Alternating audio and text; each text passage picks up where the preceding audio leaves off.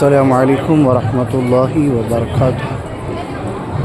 ये भी हुज़ूर गौसे पाक रज़ियल्लाहु ताला अन्हु के रोज़ा-ए मुक़द्दसा के बाज़ू में मेहमान खाना है जिसमें जलसा वगैरह होता है।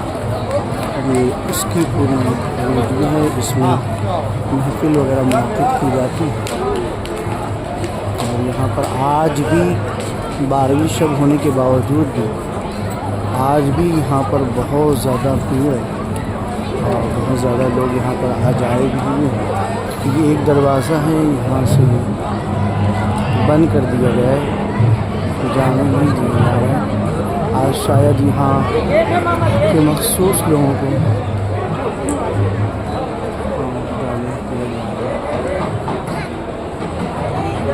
क्या बोलते हैं मुफ्ती साहब?